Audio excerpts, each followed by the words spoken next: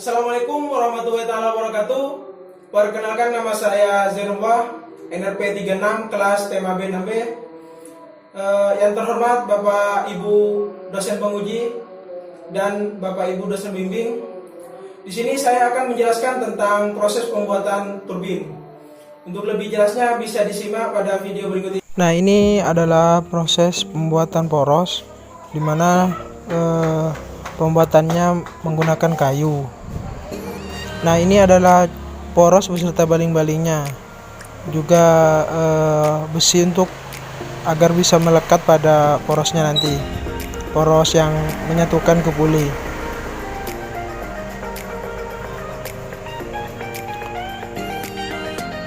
Nah, ini adalah proses pemasangan baling-baling ke poros baling-baling menggunakan baut. Nah, dapat dilihat di situ tujuannya menggunakan baut agar gampang pemasangan dan gampang untuk membukanya, karena bisa digunakan untuk versi sudut. Nah, ini juga sudah tampak terpasang dua baling-baling.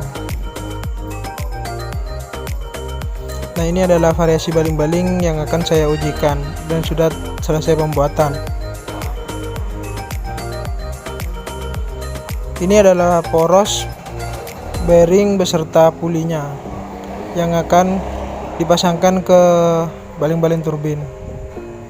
Nah, ini adalah pemasangan poros dan puli, poros yang dipuli ke baling-baling turbin. Itulah proses pembuatan turbin. Kurang lebihnya mohon maaf. Wassalamualaikum warahmatullahi wabarakatuh.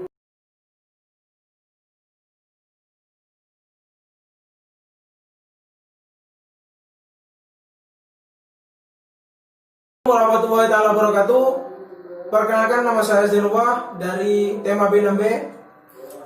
Yang terhormat Bapak Ibu pembimbing dan Bapak Ibu dosen penguji. Di sini saya akan menjelaskan proses pengujian turbin. Untuk lebih jelasnya bisa disimak pada video berikut ini.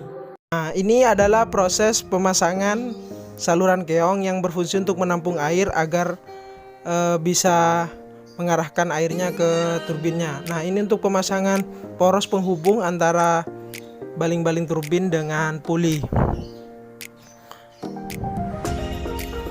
Nah, ini proses pemasangan baling-baling turbin dan disenterkan ke lubang saluran keongnya. Nah, ini tampak gambar baling-balingnya sudah senter di lubang keong. Nah, ini adalah variasi diameter yang akan diujikan nantinya. Jadi setiap selesai pengujian diganti untuk variasi yang lainnya. Nah, ini pemasangan puli di bagian atas poros. Jadi di sini untuk mengukur RPM. Nah, ini pemasangan draft tube dengan ketinggian 0,5 meter.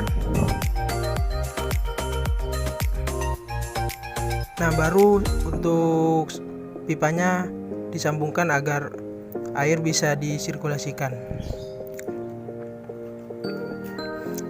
Nah, ini proses pengujiannya. Nah, ini masih debit rendah, aliran masih tidak terlalu besar. Nah, di situ sudah turbin mulai berputar dengan debit rendah. Nah, dapat dilihat di situ banyak air yang mengenai turbin. Nah, ini sudah masuk pada debit yang tinggi, makanya putaran turbin sudah dengan kecepatan tinggi. Nah, bisa dilihat di video ini.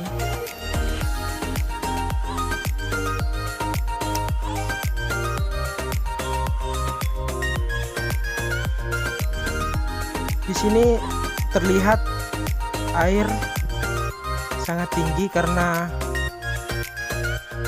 debit yang diujikan ini adalah debit tertinggi, yaitu 916 liter per menit.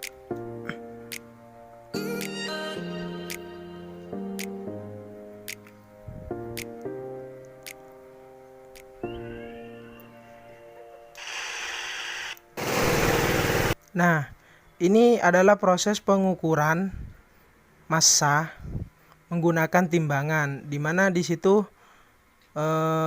menggunakan tali yang dililitkan pada puli agar pulinya itu berhenti, dan setelah berhenti dapat diukur berapa massa yang ada melalui timbangan digital ini.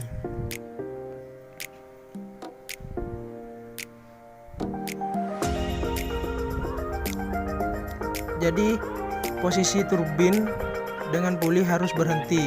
Nah, baru setelah itu bisa dicatat berapa massa yang dihasilkan. Nah, ini adalah pengukuran RPM menggunakan tachymeter, di mana di situ RPM-nya terlihat 160. Terima kasih atas perhatiannya. Mungkin itu saja yang dapat saya sampaikan. Kurang lebihnya mohon maaf. Wassalamualaikum warahmatullahi wabarakatuh.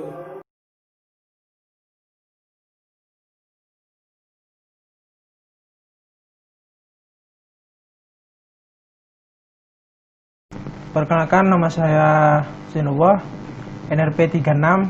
Di sini saya akan menjelaskan laporan tugas akhir saya, yaitu dengan judul rancang bangun turbin Kaplan variasi diameter baling-baling dengan pemanfaatan aliran Sungai Glada Kenong di Pamekasan. Terima kasih saya ucapkan kepada dosen bimbing 1 Bapak Misbahul Fatah STMT, dosen bimbing 2 Bapak Amin Jafar STMT, dan terima kasih juga kepada Bapak Ibu dosen penguji. Yang pertama, kita masuk pada latar belakang.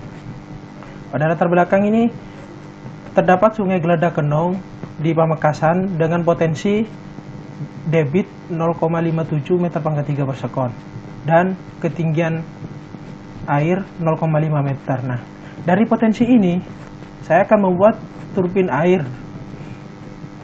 Nah, turbin air yang akan saya buat yaitu turbin air jenis Kaplan, karena head pada potensi sungai ini adalah 0,5 meter. Nah, dari turbin air jenis Kaplan ini saya akan memvariasikan diameter baling-baling turbin Kaplannya. Nah, yang bertujuan untuk mengetahui apakah turbin bekerja menghasilkan daya. Nah, kita masuk pada rumusan masalah. Rumusan masalah yang pertama yaitu bagaimana pengaruh variasi diameter baling-baling turbin terhadap daya yang dihasilkan. Yang kedua itu bagaimana pengaruh variasi debit aliran terhadap daya yang dihasilkan. Nah, masuk pada tujuan yang pertama, untuk mengetahui pengaruh variasi diameter baling-baling turbin terhadap daya yang dihasilkan. Tujuan yang kedua yaitu untuk mengetahui pengaruh variasi debit aliran terhadap daya yang dihasilkan.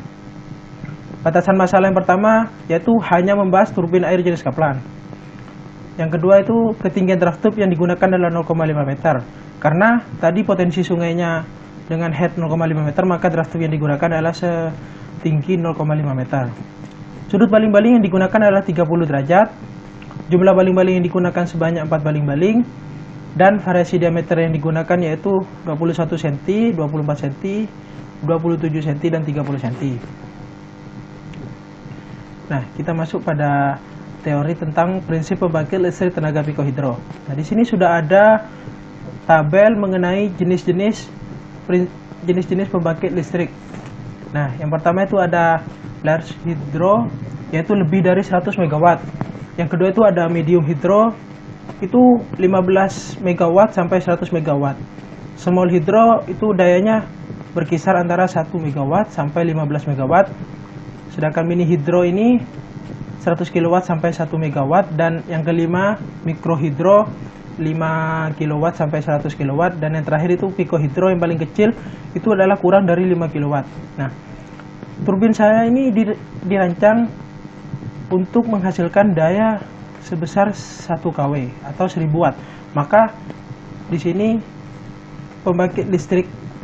jenis pembangkit listrik yang saya pakai yaitu pembangkit listrik tenaga pikohidro karena kurang dari 5 kW. Nah, pembangkit listrik skala mikro atau piko pada prinsipnya memanfaatkan beda ketinggian dan jumlah debit air per detik yang ada pada aliran air saluran irigasi, sungai atau air terjun. Nah, Aliran air ini akan memutar poros turbin sehingga menghasilkan energi mekanik. Ini menurut jurnal Sunardi 2017. Nah, di sini ada jenis-jenis turbin air.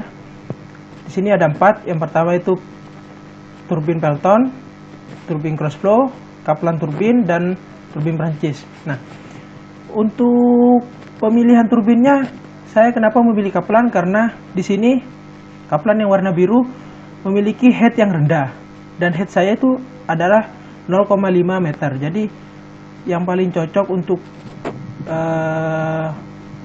turbin apa yang dipilih yaitu turbin Kaplan karena headnya rendah dan debit saya berkisar 0,57. Jadi yang paling cocok di sini adalah turbin Kaplan. Nah, di sini ada gambar turbin Kaplan. Gambar nomor 1 ini adalah generator, nomor 2 adalah puli. Nah, di sini nanti puli itu untuk mengukur RPM dan massa. Di sini juga ada nomor 3 ini ada baling-baling. Nah, di sini baling-baling ini akan saya variasikan diameternya. Nah, di sini juga ada draft tube. Draft tube ini yang dipakai adalah 0,5 meter. Dan terakhir ada poros di sini. Sumber gambar ini dari jurnal Kusnadi 2014. Nah, di sini adalah instalasi pengujian turbin. Dapat dilihat gambar nomor 1 ini adalah bak penampung air. Dan nomor 3 ini adalah pompa air. Nah, pompa air di sini berfungsi untuk mensirkulasikan air dari bak menuju ke turbin dan untuk memutar turbin. Di sini juga ada nomor 4 ada orifice. Nomor 10 ini ada tachometer untuk mengukur RPM. Nomor 12 ini ada timbangan untuk mengukur massa di puli. Dan di nomor 6 ini ada poros penghubung antara puli dan turbin dan baling-baling turbin. Nomor 9 ini ada draft tube. Dan yang nomor 5 ini adalah puli. Nah, di sini masuk pada perancangan turbin. Nah, di sini yang warna merah ini adalah turbin dengan diameter 256 mm dan diameter dalamnya 86 mm. Nah, pada pembuatan turbin 1000 watt dirancang 1000 watt, maka saya mencari berapa diameter yang cocok untuk menghasilkan daya 1000 watt. Maka setelah melalui perhitungan ditemukan diameternya yaitu 256 mm atau 25,6 cm. Nah, sedangkan yang warna kuning ini dan warna kuning, biru, ungu sama hijau ini adalah variasi diameter baling-baling yang akan saya ujikan. Ini adalah grafik percobaan. Grafik perbandingan antara debit dan daya. Di kolom X ini adalah debit dan kolom Y ini adalah daya.